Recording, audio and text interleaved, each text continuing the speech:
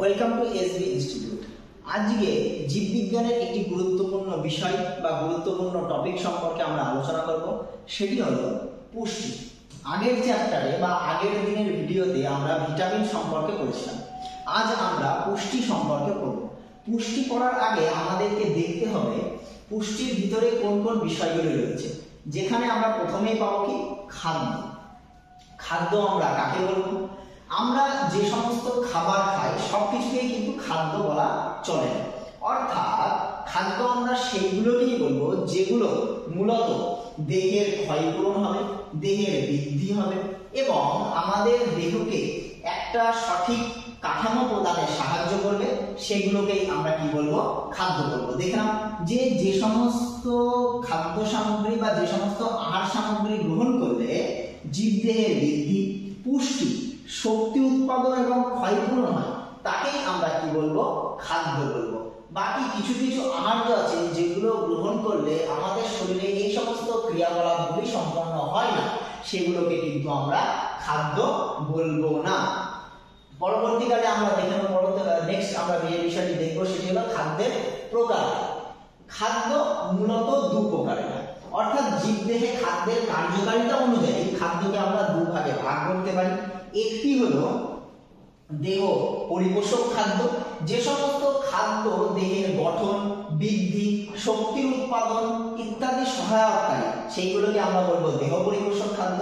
এবং আরেকটি হলো দেহ সংরক্ষক খাদ্য, যেসব খাদ্য দেহের রোগ সংক্রমণের হাত থেকে আমাদেরকে রক্ষা করে, শক্তি উৎপাদনের সহায়ক নয়। এখানটা খুবই ইম্পর্টেন্ট, যে সমস্ত খাদ্য উপাদানগুলো আমাদের দেহে রোগ প্রতিরোধ বা রোগ সংক্রমণের হাত থেকে রক্ষা করে, এগুলো শক্তি উৎপাদনের ক্ষেত্রে এদের কোনো ভূমিকা নেই, সেগুলোকে আমরা বলবো দেহ সংরক্ষক খাদ্য। নেক্সট আমরা দেখে নেব খাদ্যের উপাদান সম্পর্কে। খাদ্যের উপাদান, খাদ্যে মূলত 6টি উপাদান লক্ষ্য করা যায়, যার মধ্যে প্রথমটি হচ্ছে আমিষ জাতীয় খাদ্য। এটি কি করে? দেহের বৃদ্ধি এবং ক্ষয়পূরণে সাহায্য করে। নেক্সট হচ্ছে শর্করা জাতীয় খাদ্য, দেহের শক্তি উৎপাদনে সহায়তা করে, শর্করা জাতীয় খাদ্য। ফ্যাট জাতীয় খাদ্য, দেহের তাপ এবং শক্তি উৎপাদনে সাহায্য করে, ফ্যাট জাতীয় খাদ্য।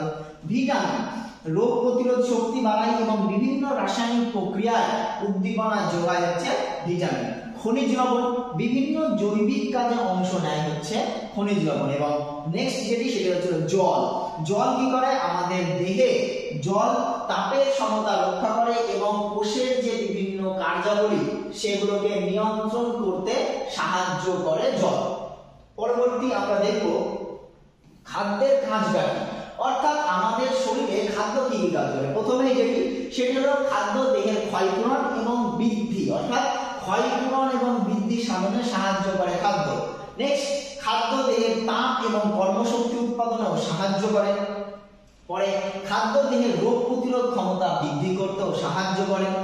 এবং পরবর্তী বিষয় আমরা যেটা দেখবো সেটি হলো খাদ্য দেহকে সুস্থ এবং স্বাভাবিক কর্মক্ষম রাখতে সাহায্য করে। দেহের পরিপোষণ ক্ষমতা বৃদ্ধি করতেও খাদ্য কিন্তু একটি গুরুত্বপূর্ণ ভূমিকা গ্রহণ করে। এবার আমরা মূল যে বিষয় অর্থাৎ পুষ্টি, সেই পুষ্টি সম্পর্কে ডিটেলসে জেনে নেব। পুষ্টি আমরা কাকে বলবো? পুষ্টি হলো খাদ্য গ্রহণ, পরিপাক, শোষণ, আত্তীকরণ এবং বহিষ্করণ প্রক্রিয়ায় দেহের বৃদ্ধি ঘটানো, ক্ষয়পূরণ করা এবং উদ্বৃত্ত খাদ্যবস্তু সঞ্চয়ের মধ্য দিয়ে আমাদের শরীর যে শক্তি বা স্থৈতিক শক্তি অর্জন করে, সেগুলোকেই আমরা বলবো পুষ্টি। পরবর্তী যে বিষয়টি সেটি হলো পুষ্টির প্রকার, অর্থাৎ পুষ্টিকে মূলত কতগুলি ভাগে ভাগ করা যায়। যেটি খাদ্যে পুষ্টি উপাদানের পরিমাণের উপর ভিত্তি করে একে আমরা দুটি ভাগে ভাগ করতে পারি। একটি হলো ম্যাক্রোনিউট্রিয়েন্টস, অর্থাৎ যে সমস্ত উপাদানগুলো বা যে পুষ্টি উপাদানগুলো আমাদের শরীরে বেশি মাত্রায় প্রয়োজন হয় সেইগুলোকে বলা হচ্ছে ম্যাক্রোনিউট্রিয়েন্টস। আরেকটা উপাদান আছে সেটি হলো মাইক্রোনিউট্রিয়েন্টস, এটি পুষ্টির একটি প্রকারের, যা আমাদের শরীরে কম মাত্রায় প্রয়োজন হয় সেইগুলোকে আমরা বলবো মাইক্রোনিউট্রিয়েন্টস। ম্যাক্রোনিউট্রিয়েন্ট সম্পর্কে জেনে নেব। শরীর সুস্থ রাখার জন্য প্রচুর পরিমাণে এই পুষ্টিগুণের প্রয়োজন হয়। এগুলো ক্যালোরির আকারে আমাদের শরীরে শক্তি যোগায়, যা আমাদের বাঁচার জন্য অপরিহার্য উপাদান।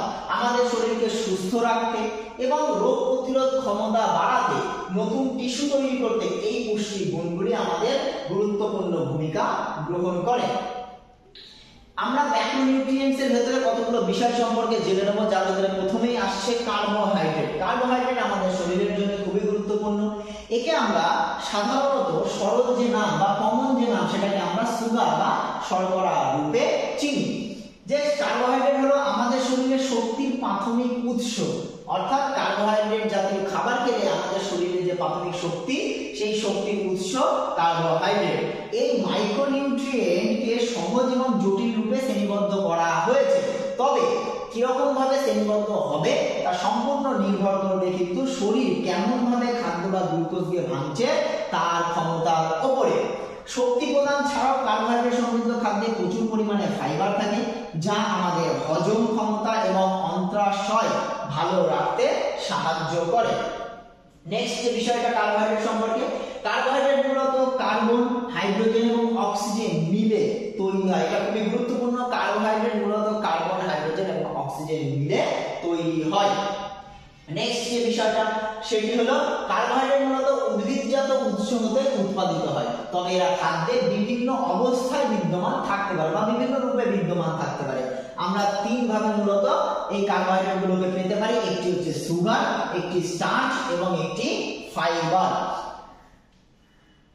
নেক্সট যে বিষয়টা সেটি হলো কার্বোহাইড্রেটের কার্যকারিতা কি, অর্থাৎ আমাদের শরীরে কার্বোহাইড্রেট কি কি কাজ করে। প্রথম যে কাজটা মানব শরীরকে এনার্জি প্রদান করা, অর্থাৎ মানব শরীরে এনার্জি প্রদান করে শরীরের জ্বালানি হিসেবে কাজ করে কিন্তু কার্বোহাইড্রেট। কার্বোহাইড্রেট জটিল রূপে থাকে, এটি ভাঙলে ছোট ছোট রূপে সরল রূপে ভাঙে এবং তারপরেই আমাদের শরীর এটাকে গ্রহণ করতে সক্ষম হয়। নেক্সট যে বিষয়টা, এখানে একটা কথা বলে রাখি, কার্বোহাইড্রেট যখন ছোট রূপে ভাঙে, অর্থাৎ কার্বোহাইড্রেটের ক্ষুদ্রতম রূপ হচ্ছে গ্লুকোজ। নেক্সট কার্বোহাইড্রেটের প্রকারভেদ। কার্বোহাইড্রেটকে আমরা কত ভাগে ভাগ করতে পারি? কার্বোহাইড্রেটকে মূলত রাসায়নিক গঠনের উপর ভিত্তি করে কার্বোহাইড্রেট মূলত তিন ভাগে ভাগ করা যায়, যার ভিতরে প্রথমেই আসছে কি, প্রথমে আসছে মনোস্যাকারাইড। এতে একটি সুগার মলিকিউল থাকে, অর্থাৎ যে সমস্ত কার্বোহাইড্রেট একটি সুগার মলিকিউল দ্বারা গঠিত তাদেরকে আমরা বলবো কি মনোস্যাকারাইড। উদাহরণ কি পাবো আমরা? গ্লুকোজ, ফ্রুক্টোজ, গ্যালাক্টোজ, রাইবোজ এবং ডিঅক্সিরাইবোজ। এই চার ধরনের মনোস্যাকারাইড এখানে লক্ষ্য করা যায়। নেক্সট কোন কোন খাবারে আমরা এই জিনিসগুলো পাবো? মূলত আঙুর, খেজুর, কিশমিশ, শুকনো ফল, মধু ইত্যাদিতে এই ধরনের মনোস্যাকারাইড লক্ষ্য করা যায়। নেক্সট যেটি সেটা হচ্ছে ডাইস্যাকারাইড। ডাইস্যাকারাইড কোন ধরনের বলবো? এমন ধরনের সুগারে যা দুটি সুগার মলিকিউল উপস্থিত রয়েছে, সেই ধরনের খাবারকে আমরা ডাইস্যাকারাইড বলবো। নেক্সট যেটি সেটি হলো ডাইস্যাকারাইডের আমরা উদাহরণ এখানে দুটি দেখে নেব, যেমন ল্যাকটোজ, যা আমরা দুধে পাই। এখানে গ্লুকোজ এবং গ্যালাক্টোজ থাকে, অর্থাৎ এখানে দুটি সুগার মলিকিউল লক্ষ্য করা যায়। এবং কার্বোহাইড্রেটের যে 3 নম্বর ভাগটি সেটি হলো পলিস্যাকারাইড। পলিস্যাকারাইড কি? মনোস্যাকারাইড এবং ডাইস্যাকারাইডের দীর্ঘ চেন বিশিষ্ট যে উপাদান সেটি পলিস্যাকারাইড তৈরিতে ভূমিকা রাখে। এদের যে গঠনটা সেই গঠনটি খুবই জটিল আকারের হয়, যেমন উদাহরণ কি? Starch, cellulose, pectin. এরা অর্থাৎ যে সমস্ত পলিস্যাকারাইড গুলো এরা পাচকরস এবং এনজাইম দ্বারা সম্পূর্ণরূপে কিন্তু হজম হয় না। এবার আমরা তিনটি বিষয় দেখে নেব, সেটি তার প্রথমটি হলো সুগার। সুগার সম্পর্কে যে বিষয়গুলি সেটি হলো যে সুগার এক ধরনের সরল শর্করা। মনোস্যাকারাইড এবং ডাইস্যাকারাইড এই শ্রেণীর অন্তর্ভুক্ত। এর কাজ কি? এটি খাদ্যের স্বাদ বর্ধনের জন্য প্রক্রিয়াজাত খাদ্যে ব্যবহার করা হয়। প্রকৃতিগতভাবেও কোনো কোনো খাদ্যে আমরা এই ধরনের সুগার পাওয়া যায়। প্রকৃতিগতভাবে মূলত ফলমূল বা বিভিন্ন কিছু শাকসবজি আছে যেগুলোতে আমরা এই ধরনের খাবার পাই। এবার আমরা দেখে নেব স্টার্চ। সুগার হয়ে গেল, এবার স্টার্চ। স্টার্চ হচ্ছে এক ধরনের জটিল কার্বোহাইড্রেট যা প্রচুর পরিমাণে সিম্পল সুগার দিয়ে তৈরি হয়। এই সুগার মলিকিউল যা স্টার্চ নামে পরিচিত একটির সাথে আরেকটি চেন হিসেবে আবদ্ধ থাকে। স্টার্চ জাতীয় কার্বোহাইড্রেট খাবার এর পর থেকে তা থেকে শক্তি উৎপাদনের জন্য সেগুলি আমাদের শরীরে প্রবেশ করে এবং প্রবেশ করার করার পরে কঠিন অবস্থা থেকে সরল অবস্থায় ভাঙন হয় এবং সরল অবস্থায় ভাঙনের পরে সেই জিনিসগুলো আমাদের শরীরে প্রয়োজনীয় ক্রিয়া সম্পন্ন করে। নেক্সট যেটি সেটি হলো ফাইবার। ফাইবার সম্পর্কে জেনে নেব। ফাইবার হচ্ছে কি, এটাও এক ধরনের জটিল কার্বোহাইড্রেট এর অন্তর্ভুক্ত। আমাদের দেহে এটিকে পুরোপুরি পচিয়ে ফেলতে বা পুরোপুরি হজম প্রক্রিয়ায় ভেঙে ফেলতে পারে না। কাজে এই সমস্ত ফাইবার সমৃদ্ধ শর্করা খালি পেটে খেলে পেট ভরে থাকার এক ধরনের অনুভূতির সৃষ্টি হয়। নেক্সট যে বিষয়টি সেটি হলো কোন কোন খাবার থেকে আমরা কার্বোহাইড্রেট পেতে পারি। আমরা যে সমস্ত খাবার থেকে কার্বোহাইড্রেট পাবো সেগুলি হলো, 1 নম্বর যেমন দানাদার চাল, দানাদার খাবার যেমন চাল, গম, ভুট্টা, নুডলস, পাস্তা, এই সমস্ত জিনিস থেকে আমরা কার্বোহাইড্রেট পেতে পারি। নেক্সট হচ্ছে ফলমূল। ফলমূল কোন কোন ফলমূল? আপেল, কলা, আম, তরমুজ, কমলা লেবু ইত্যাদি ফল থেকেও আমরা কিন্তু কার্বোহাইড্রেট পাবো। নেক্সট হচ্ছে কিন্তু দুগ্ধজাত পণ্য যেমন দুধ, দই, মিষ্টান্ন সামগ্রী ইত্যাদি থেকেও আমরা কার্বোহাইড্রেট পেতে পারি। নেক্সট যেটি সেটি হলো ফলের রস বা জুস, সোডা, এনার্জি ড্রিঙ্কস যেখানে সুগার যোগ করা হয় সেখান থেকেও আমরা কিন্তু কার্বোহাইড্রেট পেতে পারি। পরেরটা কি, স্টার্চ জাতীয় শাকসবজি যেমন গোল আলু, মিষ্টি আলু, কর্ন, এই সমস্ত খাবার থেকেও আমরা কার্বোহাইড্রেট পেতে পারি। পরের যে বিষয়টা, কার্বোহাইড্রেটের কিছু গুরুত্বপূর্ণ বিষয় আমরা জেনে নেব। যেমন প্রকৃতিতে সবচেয়ে বেশি পাওয়া যায় এমন মনোস্যাকারাইড কি? প্রকৃতিতে সবথেকে বেশি পাওয়া যায় এমন মনোস্যাকারাইড হলো গ্লুকোজ, খুবই ইম্পর্টেন্ট পয়েন্ট। নেক্সট সবথেকে মিষ্টি কার্বোহাইড্রেটের নাম হচ্ছে ফ্রুক্টোজ, সবথেকে মিষ্টি কার্বোহাইড্রেট ফ্রুক্টোজ। আর কি, আরএনএ তে যে কার্বোহাইড্রেটটি পাওয়া যায় সেটি হলো রাইবোজ এবং ডিএনএ তে যে কার্বোহাইড্রেটটি পাওয়া যায় সেটি হলো ডিঅক্সিরাইবোজ। সুগার ফ্রি যে বস্তুগুলো আমরা খাই, বাজারে যে কিনতে পাওয়া যায়, সেই সুগার ফ্রি বস্তুগুলো আমাদের শরীরে পাচিত হয় না এবং এর থেকে মানব শরীরে কোনো প্রকার শক্তি পাওয়া যায় না। অর্থাৎ সুগার ফ্রি বস্তুগুলো থেকে আমরা মানব শরীরে কোনো প্রকার শক্তি পাবো না। কার্বোহাইড্রেট সম্পর্কে আমরা জেনে নিলাম। এবার আমরা দেখব প্রোটিন। প্রোটিন বিষয়টি কি? প্রোটিন হলো খুব গুরুত্বপূর্ণ একটি পুষ্টি উপাদান যা আমাদের দেহের স্বাভাবিক বৃদ্ধি, ক্ষয়পূরণ এবং বিভিন্ন প্রয়োজনে আমাদের কাজে লাগে। উদ্ভিদজাত খাদ্য প্রোটিন পাবো আমরা, কিছু কিছু প্রাণীজাত খাদ্য আছে যেগুলো থেকে আমরা প্রোটিন পেতে পারি। এই প্রোটিনজাত খাদ্য আমাদের দেহের ওজন বা দৈহিক ওজন বৃদ্ধিতে এবং শরীরের অন্যান্য বিপাকীয় ক্রিয়া নিয়ন্ত্রণেও কিন্তু একটি গুরুত্বপূর্ণ ভূমিকা পালন করে। তবে প্রোটিনের যে চাহিদা সেটি নির্ভর করে কিন্তু কতগুলি বিষয়ের উপরে, যেমন বয়স, দৈহিক ওজন, লিঙ্গ এবং স্বাস্থ্যগত অবস্থার উপরে প্রোটিনের চাহিদা নির্ভর করে। প্রোটিন কি কি কাজ করে যেটা বললাম, পেশি নির্মাণ, উদ্দীপক হরমোন নিয়ন্ত্রণ এবং ক্ষতিগ্রস্ত কোষ মেরামতির জন্য প্রোটিন একটি গুরুত্বপূর্ণ ভূমিকা পালন করে। কার্বোহাইড্রেটের ক্ষুদ্রতম রূপ আমরা বলেছিলাম গ্লুকোজ, সেই রকমই প্রোটিনের ক্ষুদ্রতম রূপকে আমরা কি বলবো? Amino acid. প্রোটিনের ক্ষুদ্রতম রূপ কি? Amino acid. এবং এই অ্যামাইনো অ্যাসিড মিলে প্রোটিন তৈরি হয়। প্রোটিনে কি কি থাকে? প্রোটিনে মূলত কার্বন, নাইট্রোজেন, হাইড্রোজেন এবং অক্সিজেন এই উপাদানগুলি আমরা পাবো। এবং আমাদের মনে রাখতে হবে যে মূলত 20টি অ্যামাইনো অ্যাসিড মিলে প্রোটিন তৈরি হয়। এই 20টি অ্যামাইনো অ্যাসিডের ভিতরে কিছু থাকে প্রয়োজনীয় অ্যামাইনো অ্যাসিড, কিছু থাকে অপ্রয়োজনীয় অ্যামাইনো অ্যাসিড। সেই প্রয়োজনীয় অ্যামাইনো অ্যাসিড কোন প্রয়োজনীয় অ্যামাইনো অ্যাসিডের সংখ্যা কটি? প্রয়োজনীয় অ্যামাইনো অ্যাসিড মূলত খাদ্যের দ্বারা আমাদের গ্রহণ করতে হয়, এটা আমাদের শরীর নিজে থেকে উৎপাদন করতে পারে না, সেই জন্য এগুলোকে প্রয়োজনীয় অ্যামাইনো অ্যাসিড বলা হয়। এবং এর সংখ্যা যে 20টি অ্যামাইনো অ্যাসিড মিলে একটি প্রোটিন গঠিত হয়, তার ভিতরে মূলত 9টি থাকে আমাদের প্রয়োজনীয় অ্যামাইনো অ্যাসিড যেগুলো আমাদের খাদ্যের মাধ্যমে গ্রহণ করতে হয়। নেক্সট অপ্রয়োজনীয় অ্যামাইনো অ্যাসিড যেগুলো মূলত আমাদের খাদ্য আমাদের শরীর লিভারের মাধ্যমে নিজে থেকে তৈরি করে নেয়। এর সংখ্যা কটি? এর সংখ্যা হচ্ছে 11টি। অর্থাৎ 20টির ভেতরে অপ্রয়োজনীয় অ্যামাইনো অ্যাসিডের সংখ্যা কটি? 11টি। তাহলে অ্যামাইনো অ্যাসিডের ভেতরে আমরা দেখে নিলাম যে একটি প্রোটিন মূলত 20টি অ্যামাইনো অ্যাসিডের সমন্বয়ে গঠিত হয় এবং সেই 20টি অ্যামাইনো অ্যাসিডের ভিতরে মূলত 9টি অ্যামাইনো অ্যাসিড প্রয়োজনীয় যেগুলো আমাদের খাদ্যের মাধ্যমে গ্রহণ করতে হয় এবং 11টি অপ্রয়োজনীয় যেগুলো আমাদের শরীর নিজে থেকে উৎপাদন করতে পারে। এবার আমরা জেনে নেব প্রোটিনের প্রকারভেদ, অর্থাৎ প্রোটিন কত প্রকার। প্রোটিন উৎসের উপর ভিত্তি করে মূলত প্রোটিনকে আমরা দু প্রকারের ভাগ করতে পারি বা প্রোটিন দু জাতীয় হতে পারে। এক নম্বর যেটি সেটি হলো প্রাণীজ প্রোটিন, যেটি প্রাণী থেকে পাওয়া যায়, এবং উদ্ভিজ্জ প্রোটিন 2 নম্বর, যেটি আমরা উদ্ভিদ থেকে পাওয়া যায়। প্রোটিন কিন্তু আমাদের প্রাণীজ উৎস থেকেও পাবো আমরা, প্লাস উদ্ভিজ্জ উৎস থেকেও আমরা পেতে পারি, অর্থাৎ দু প্রকার উৎস থেকেই আমরা প্রোটিন পাবো। কয়েকটি গুরুত্বপূর্ণ প্রোটিন সম্পর্কে আমরা জেনে নেব। প্রথমে যে প্রোটিনটা জেনে নেব সেটির নাম হচ্ছে কেরাটিন। আমরা দেখি আমাদের চুল, নখ এইগুলো কাটলে আবার বেড়ে যায়। এই চুল এবং নখে, অর্থাৎ মানব শরীরের চুল এবং নখে যে প্রোটিন থাকে সেটির নাম হচ্ছে কেরাটিন।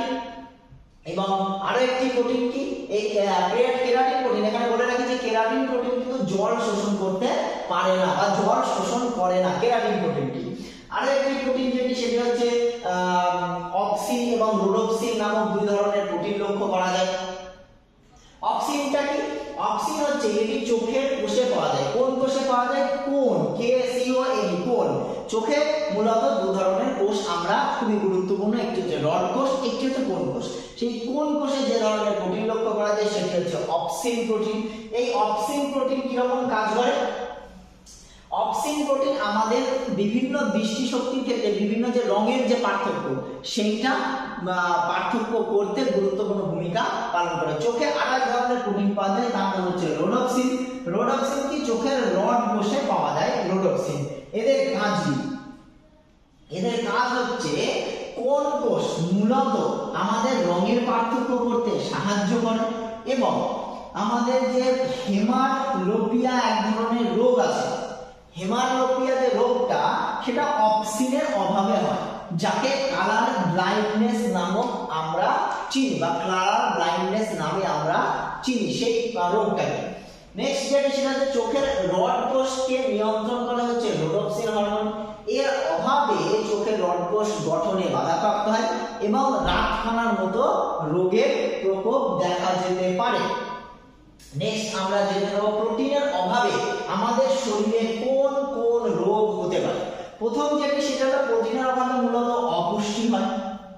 সেকেন্ড যেটি সেটা হলো দৈহিক বৃদ্ধি ব্যাহত হওয়া, বিশেষ করে শৈশব বয়সে বাচ্চাদের প্রোটিন জাতীয় খাবারের প্রয়োজন কিন্তু অন্যদের তুলনায় বেশি থাকে।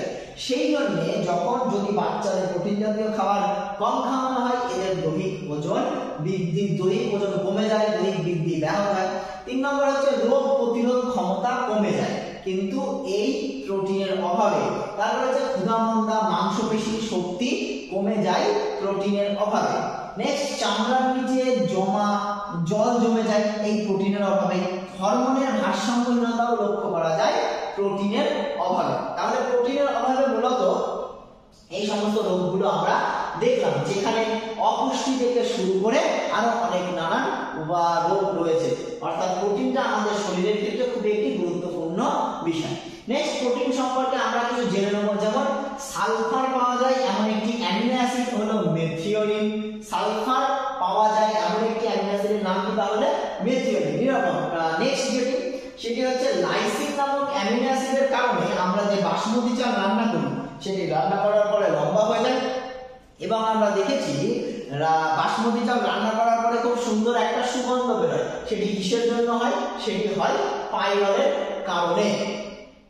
নেক্সট যে বিষয়টি সেটি হলো ফ্যাট। ফ্যাট সম্পর্কে আমরা এখানে একটু জেনে নেব। অর্থাৎ আমরা দেখলাম যে পুষ্টির বিভিন্ন বিষয় সম্পর্কে এতক্ষণ আমরা কার্বোহাইড্রেট, প্রোটিন এবং আগের ক্লাসে আমরা ভিটামিন সম্পর্কে পড়েছিলাম। আজ তাহলে এই পর্যন্তই থাক। পরের চ্যাপ্টারের পরের ভিডিওতে আমরা দেখব পুষ্টির আরো উপাদান রয়েছে, যার ভিতরে ফ্যাট, মিনারেল, এই সমস্ত জিনিসগুলো আমরা পরবর্তী ভিডিওতে লক্ষ্য করব। যদি ভিটামিনের ভিডিওটি তোমরা না দেখে থাকো তাহলে দেখো এবং চ্যানেলটিকে সাবস্ক্রাইব করো। Thank you.